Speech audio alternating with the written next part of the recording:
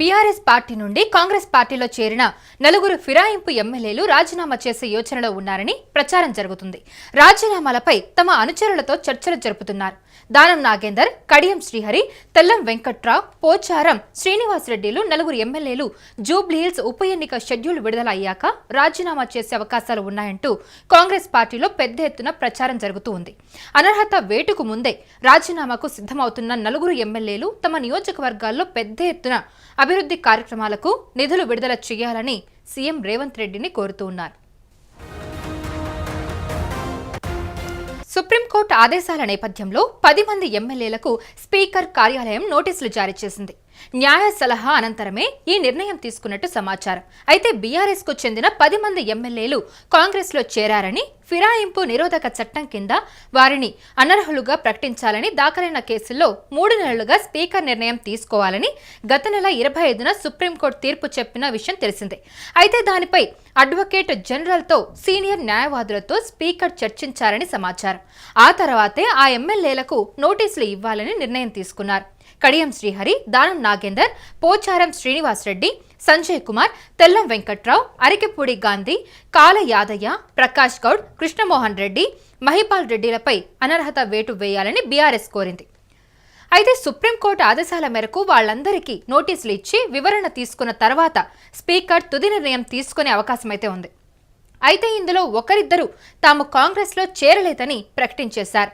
అయితే తెలంగాణలో పార్టీ మారిన ఎమ్మెల్యేల అనర్హత వేటు పిటిషన్లపై గత నెల 25న సుప్రీంకోర్టు తీర్పు వెలువరించింది. తీర్పు వచ్చిన 3 నెలల్లో స్పీకర్ నిర్ణయం తీసుకోవాలని ఆదేశించింది. అంతకు మించి సమయం తీసుకోవద్దని సుప్రీంకోర్టు సూచించింది. అలాగే న్యాయస్థానమే అనర్హత వేటు వెయ్యాలన్న విజ్ఞప్తిని కోర్టు తోసిపుచ్చింది. అత్యున్నత న్యాయస్థానం తీర్పుపై అసెంబ్లీ స్పీకర్ గడ్డం ప్రసాద్ కుమార్ స్పందించారు. తీర్పు కాపీ అందించిన తర్వాత న్యాయ నిపుణులతో చర్చించి ముందుకెళ్లనున్నట్టు వెల్లడించారు. బీఆర్ఎస్ ఎమ్మెల్యేలకు ఇప్పటికే నోటీసులు ఇచ్చామని, వివరణ ఇచ్చేందుకు ఎమ్మెల్యేలు సమయం కోరినట్టు స్పీకర్ ప్రసాద్ కుమార్ వివరించారు. అయితే రాష్ట్రపతిని అలాగే స్పీకర్లను కోర్టులు ప్రశ్నించలేవని మాజీ ఉపరాష్ట్రపతి జగదీప్ ధన్కడ్ ఇటీవల వ్యాఖ్యానించారని గడ్డం ప్రసాద్ కుమార్ ప్రస్తావించారు. న్యాయ నిపుణులతో చర్చించిన తర్వాతే తదుపరి చర్యలు తీసుకోనున్నట్టు స్పీకర్ తెలపడం జరిగింది.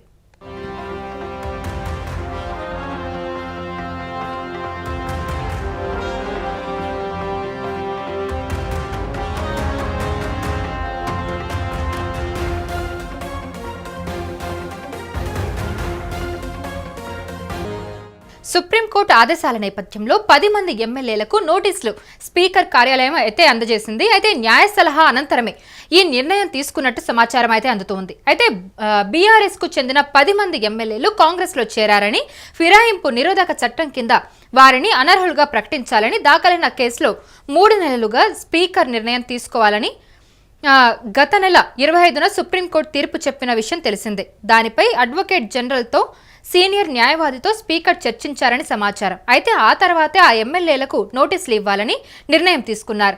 కడియం శ్రీహరి, దానం నాగేందర్, పోచారం శ్రీనివాసరెడ్డి, అలాగే సంజయ్ కుమార్, తెల్లం వెంకట్రావు, అరికెపూడి గాంధీ, కాల యాదయ్య, ప్రకాష్ గౌడ్, కృష్ణమోహన్ రెడ్డి, మహిపాల్ రెడ్డిలపై అనర్హత వేటు వేయాలని బీఆర్ఎస్ కోరింది. సుప్రీంకోర్టు ఆదేశాల మేరకు వారందరికీ నోటీసులు ఇచ్చి వివరణ తీసుకున్న తర్వాత స్పీకర్ తుది నిర్ణయం తీసుకునే అవకాశమైతే ఉంది. ఇందులో ఒకరిద్దరు తాము కాంగ్రెస్ లో చేరలేదని ప్రకటించారు. అయితే తెలంగాణలో పార్టీ మారిన ఎమ్మెల్యేల అనర్హత వేటు పిటిషన్లపై గత నెల 25న సుప్రీంకోర్టు తీర్పు వెలువరించింది. తీర్పు వచ్చిన 3 నెలల్లో స్పీకర్ నిర్ణయం తీసుకోవాలని ఆదేశించింది.